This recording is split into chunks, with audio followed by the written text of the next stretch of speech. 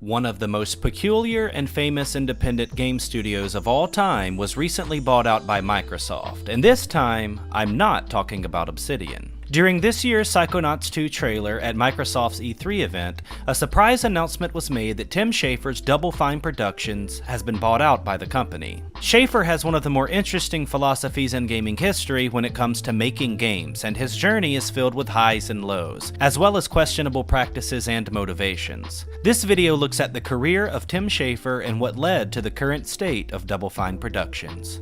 Enjoy! When asked about the buyout, Schafer said that being independent for almost 20 years has given Double Fine a distinct identity and unique spirit that goes really deep here, and no one can change that, and nobody wants to. Keeping his studio's ability to think for itself and to continue to do things the way it wants is important to him. That strain of thought started back in 2000 when he left LucasArts to pursue his own vision. He and a few other guys from LucasArts didn't like the shift away from adventure games, which is primarily what they had worked on during the 90s. The Monkey Island games, Day of the Tentacle, Full Throttle, and Grim Fandango were all centered on adventure and storytelling, but it was clear by 2000 that management at LucasArts were ready to move away from that genre. The games were all positively received by critics, but they just didn't sell enough. It was time to move on, so Schafer and a few of his peers opened up Double Fine in January of 2000, and immediately went to work on a new adventure game with fresh and innovative platforming. They slowly added folks that had worked on Grim Fandango to the team, and by 2005, Psychonauts was ready for shelves. During development, Schafer struggled to find reliable funding from a publisher. He relied on Microsoft for a while, but eventually had to turn to Will Wright, who had recently sold his company and had the money to loan out while Psychonauts was finished. Double Fine was able to weather the storm, and Psychonauts was released in 2005. It was loved by critics and players and won the E3 2005's Game Critics Award for Best Original Game, as well as a few other awards for Best Screenplay, Best Writing, and Best Art Direction. The title was a success, but it didn't sell well, just like all of the games Schafer had worked on while at LucasArts. So maybe LucasArts had a point. Making good games doesn't matter to publishers if it isn't profitable, which is something you've seen numerous times if you frequently watch this channel. It wasn't over for Psychonauts though. Double Fine was able to acquire the rights to the game and put a heavy emphasis on digital distribution. As a result, it started to sell well on Steam and other marketplaces like Humble Bundle. According to Schafer, Psychonauts sold 1.2 million copies after they acquired the rights to it, while it had only sold 500,000 copies in the years prior. He was able to pull a rabbit out of a hat to get this game to sell. That ability, for him to do that, is the focus of the rest of this video. How Tim Schafer has used unconventional methods to keep his studio moving forward. First, let's talk Amnesia Fortnite. Surprisingly, it isn't a survival horror third-person shooter battle royale with dance emotes. Nope. It's a game jam. The Double Fine team had been hard at work on Brutal Legend, and Schafer decided they needed a little break, so they took 2 weeks to pitch any ideas they wanted, with the goal of turning those ideas into actual projects somewhere down the line. To just throw everything up in the air and work on something small and short and simple and punchy, it can be such a liberating experience. That's what we were going after. During the game jam, 4 smaller games were pitched that, for the first time in Double Fine's history, had project leaders other than Schafer. The team had recently lost funding for Brutal Legend, and Amnesia Fortnite was successful in restoring morale for a team that was quickly losing hope.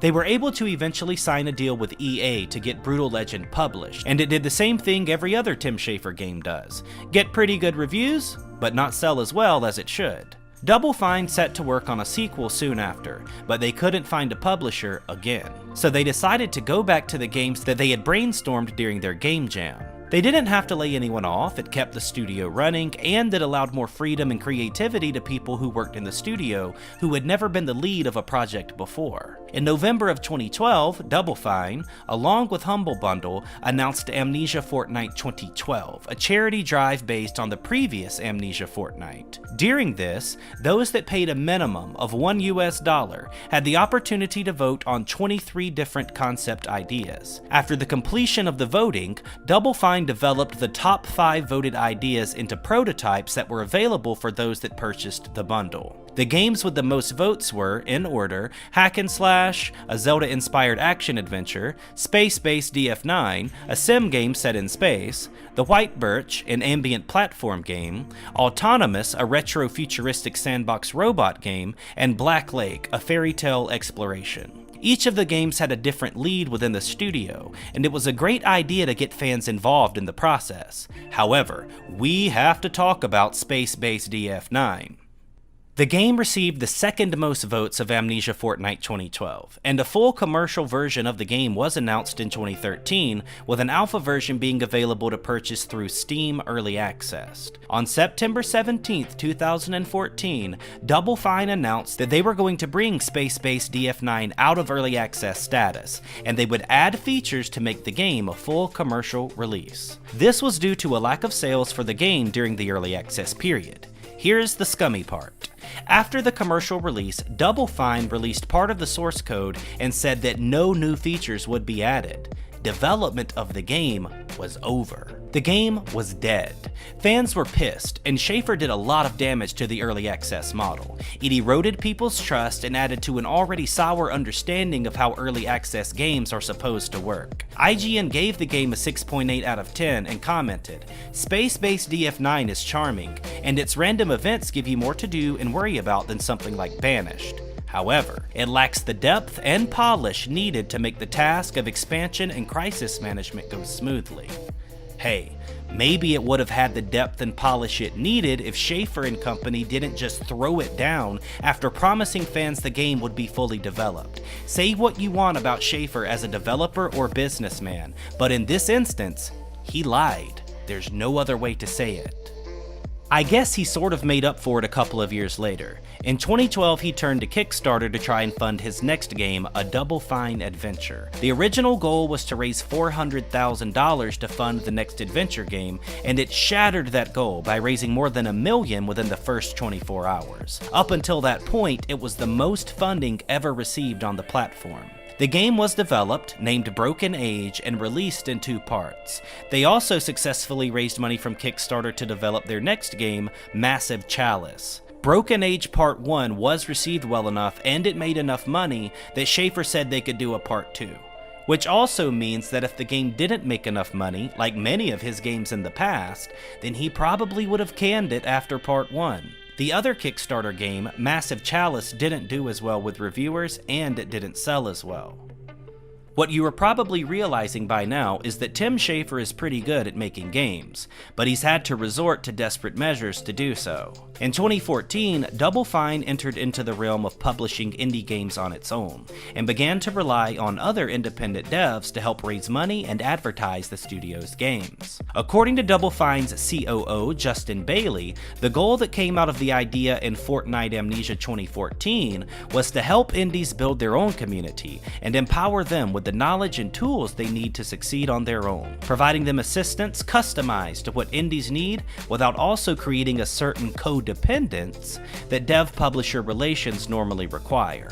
Scapegoat 1 and 2, Last Life, Mountain, and Gang Beasts were all created as a result of Double Fine's newest business model. It's up to whether you think they were good, but from what I've experienced and read from others, a lot of the work that Schaefer is responsible for has been underwhelming. I understand he struggled a lot to be able to make games, and it's hard to blame him for using crowdfunding to fund mediocre games because he hasn't had many other options. But that leads us to where we are now.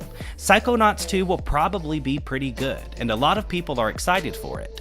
It's good that Double Fine will have more Microsoft money backing them in their new projects. The decision to sell out is similar to why Obsidian did it. They were tired of having to find publishers, and Microsoft presents an opportunity to have constant funding without having to rely on that codependence that their COO spoke of in 2014. So good on you, Tim Schafer, but make sure you don't lie to Microsoft and yank your game out of early access and tell fans you're done with it and that they can finish it if they want to, because that tends to piss people off. Well, I hope you enjoyed this look at Double Fine Studios and their glorious leader. If you did, be sure to share it on Reddit, social media, and with all of your friends because it allows us to grow and to continue creating content for this channel. Thanks for watching, and as always, I'll see you guys on the next one.